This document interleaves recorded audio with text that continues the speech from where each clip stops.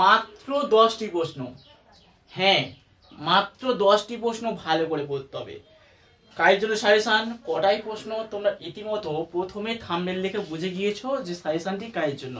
হ্যাঁ, তোমরা যারা কেবলমাত্র ওয়েস্ট বেঙ্গল স্টেট ইউনিভার্সিটি অন্তর্গত বিভিন্ন কলেজে পড়ছো ফোর্থ সেমিস্টারে, তোমাদের ফোর্থ সেমিস্টারে যে মাইনর পেপার হিসেবে রয়েছে পলিটিক্যাল সায়েন্স অর্থাৎ রাষ্ট্রবিজ্ঞান সাবজেক্ট, তোমাদের এই পলিটিক্যাল সায়েন্স অর্থাৎ রাষ্ট্রবিজ্ঞানের মাত্র 10টা প্রশ্ন দেব। অবশ্যই মন দিয়ে প্রথম থেকে শেষ পর্যন্ত শুনবে, এড়িয়ে যাবে না। যে প্রশ্নগুলি বলবো বোর্ডে লেখা তুলে দেব, প্রশ্নগুলি দেখে নেবে। আমি শ্রবণ স্যার, লেখক শ্রবণ স্যার, একজন লেখক হিসেবে যে প্রশ্নগুলি তোমাদের গাইড করব বা উপস্থাপনা দেব, সেই প্রশ্নগুলি ভালো করে যত্ন সহকারে পড়তে হবে। তো চলো যে প্রশ্নগুলি পড়তে হবে একটু লিখে নেব। দেখো, তোমাদের মডিউল 1, তোমাদের পেপারের নাম তোমরা জানো আন্তর্জাতিক সম্পর্ক ভারতীয় পররাষ্ট্রনীতি। তোমাদের পেপারের নাম কি? আন্তর্জাতিক সম্পর্ক হিসেবে ভারতীয় পররাষ্ট্র নীতি, এটা তোমাদের পেপার রয়েছে। তো পেপারে যে মডিউল 1-এ যে প্রশ্নগুলি পড়তে হবে একটু বোর্ডে লেখা তুলেছি, একটু দেখে নাও। এক দাগের প্রশ্ন, ভারতের পররাষ্ট্র নীতি গঠনের ঐতিহাসিক, ভৌগোলিক, অর্থনৈতিক, অভ্যন্তরীণ ও কৌশলগত উপাদানের ভূমিকা আলোচনা করো। আবার এই যে প্রশ্নগুলি না ঘুরিয়ে থাকতে পারে, আরে অথবা করে তোমরা লিখে নাও। ভারতের পররাষ্ট্র নীতির মৌলিক নির্ধারক উপাদানগুলি বিশ্লেষণ করা থাকতে পারে, অথবা থাকতে পারে ভারতের পররাষ্ট্র নীতিতে অজোট আন্দোলনের NAM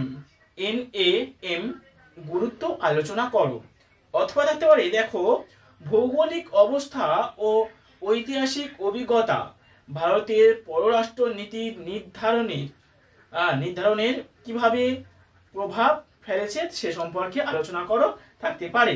ঠিক আছে, প্রশ্নাবলী একটু ভালো করে পড়বে, ভালোবেসে যত্ন সহকারে পড়তে হবে। আশা করছি বলতে পারলাম। চলো পরবর্তী প্রশ্ন 2 দাগ। 2 দাগে যে প্রশ্নটা পড়তে হবে, যা প্রশ্নাবলী পড়তে হবে, আবার 2 দাগে তোমরা ঘুরিয়ে পেয়েছি অনেক রকমের হতে পারে, অথবা করে তোমরা অবশ্যই করবে। প্রশ্নগুলি এটা লিখে নাও। 2 দাগে প্রশ্ন, স্বাধীনতার পর ভারতের পররাষ্ট্র নীতির প্রধান ধাপগুলি বিশ্লেষণ করো। কি বললাম? স্বাধীনতার পর ভারতের পররাষ্ট্র নীতির প্রধান ধাপগুলি বিশ্লেষণ করো। অথবা প্রশ্নটা ঘুরিয়ে রাখতে পারে, দেখো 1947 সালের পর থেকে আজ পর্যন্ত ভারতের বিদেশ নীতির বিবর্তন বা পরিবর্তনগুলি আলোচনা করো। ভালো করে পড়তে হবে। অথবা থাকতে পারে 1991 সালে অর্থনীতির উদারীকরণের উপর ভারতের বিদেশ নীতির কোন কোন ক্ষেত্র পরিবর্তন ঘটেছে তা আলোচনা করো। আবার প্রশ্ন ঘুরিয়ে থাকতে পারে, দেখে নাও 1947 থেকে 1962 সাল পর্যন্ত ভারতের বিদেশ নীতি বিভিন্ন দিকগুলি আলোচনা করো। আবার প্রশ্ন ঘুরিয়ে থাকতে পারে, অথবা করে লিখে নাও ভারতের পররাষ্ট্র নীতি 1947 থেকে 1962 পর্যায়কে ব্যাখ্যা করো। পরবর্তী তোমরা প্রশ্নটা করে রাখবে 2014 সালের পর ভারতের পররাষ্ট্র নীতির নতুন বৈশিষ্ট্যগুলি বিশ্লেষণ করো। অথবা থাকতে পারে স্বাধীনতার পরবর্তী সময় থেকে বর্তমান পর্যন্ত ভারতের পররাষ্ট্র নীতির বিবর্তন ধারা আলোচনা করো। ঠিক আছে, তাহলে কি বললাম? স্বাধীনতার পরবর্তী সময় থেকে বর্তমান পর্যন্ত ভারতের পররাষ্ট্র নীতির বিবর্তন ধারা আলোচনা করো। নেক্সট প্রশ্ন 3 দাগ। 3 দাগ লেখো ভারতের পারমাণবিক নীতির মূল দিকগুলি আলোচনা করো। ভারতের পারমাণবিক নীতির মূল দিকগুলি আলোচনা করো। বেশি স্টার মারো। এই প্রশ্নগুলি ভেরি ইম্পর্টেন্ট, খুবই গুরুত্বপূর্ণ, স্টার নাও। প্রত্যেকটা প্রশ্ন বলছি বলে লেখা তুলে দিচ্ছি, আশা করছি সমস্যা হবে না। আমি ফোনে লিখে রেখে দিয়েছি। ঠিক আছে, কম্পিউটার টাইপিং নোটস উত্তর সব রেখে দিয়েছি, সেই দেখেই আমি বলছি, আমার নিচে লেখা রয়েছে সেটা দেখেই বলছি। পরবর্তী প্রশ্ন তোমরা করবে, অথবা করবো যেটা থাকতে পারে ভারতের পররাষ্ট্র নীতিতে ইন্ডো আমেরিকা পারমাণবিক চুক্তির প্রভাব ও তাৎপর্য বিশ্লেষণ করো। ভালো করতে হবে। এবার চলে যাবো 2 নম্বর মডিউল বা 2 নম্বর ইউনিট, তোমাদের মডিউল হিসেবে রয়েছে। তোমাদের 2 নম্বর মডিউল থেকে যে প্রশ্নাবলী পড়তে হবে একটু লিখে নাও। 2 নম্বর মডিউলে তোমরা করবে প্রত্যেকের পারস্পরিক সম্পর্ক কি কি দেখে নাও ভালো করে। ভারত ও রাশিয়ার মধ্যে সম্পর্ক আলোচনা করো, ভারত ও মার্কিনের মধ্যে সম্পর্ক, ভারত আর পাকিস্তানের মধ্যে সম্পর্ক, ভারত ও নেপালের মধ্যে সম্পর্ক, ভারত ও বাংলাদেশের মধ্যে সম্পর্ক, ভারত শ্রীলঙ্কার মধ্যে সম্পর্ক, ভারত এবং আঞ্চলিক সংস্থা হিসেবে সার্ক এবং আসিয়ান সম্পর্কে আসিয়ান নয় এশিয়ান হবে, আসিয়ান সম্পর্কে আলোচনা করো। এই প্রশ্নটা ভালো করতে হবে। আমি বোর্ডে লিখে দিয়েছি আসিয়ান, যাই হোক ভুল হয়েছে মিস্টার এশিয়ান সম্পর্কে আসিয়ান এশিয়ান সেই একই ব্যাপার হয়ে আসবে। এই প্রশ্নগুলি করলেই সমস্ত প্রশ্ন কমন।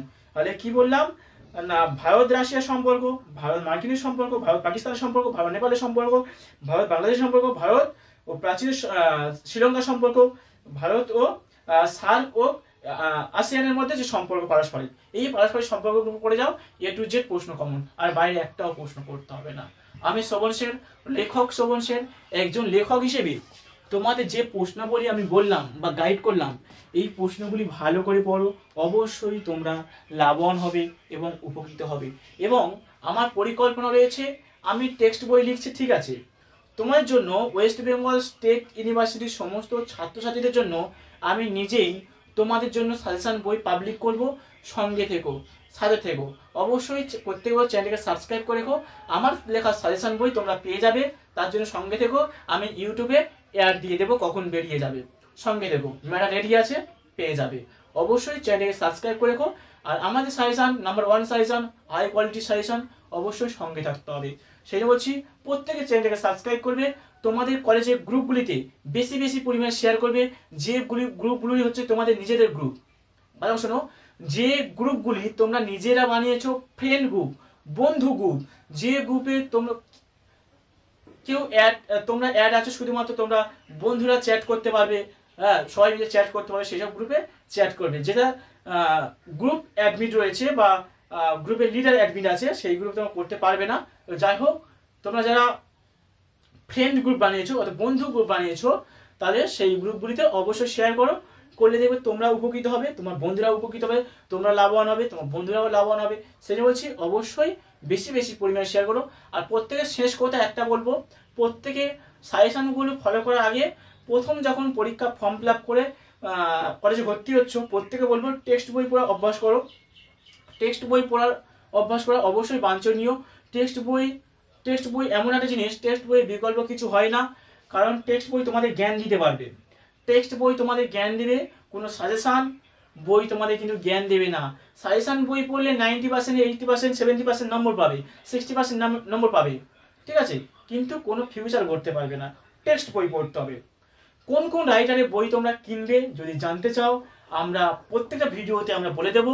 অবশ্যই চ্যানেলটাকে সাবস্ক্রাইব করে সঙ্গে থেকো, ঠিক আছে। তো ভিডিও এই পর্যন্ত শেষ করছি। সবাইকে বলবো লাইক করো, কমেন্ট করো, বন্ধুদের মধ্যে বেশি বেশি পরিমাণে শেয়ার করো, আর চ্যানেলটাকে সাবস্ক্রাইব করে সঙ্গে থেকো। লেখক শোভন স্যার তোমাদের সঙ্গে রয়েছে, তোমরাও শোভন স্যারের সঙ্গে থেকো। তো ভিডিওটি প্রথম থেকে শেষ পর্যন্ত দেখার জন্য সবাইকে ধন্যবাদ।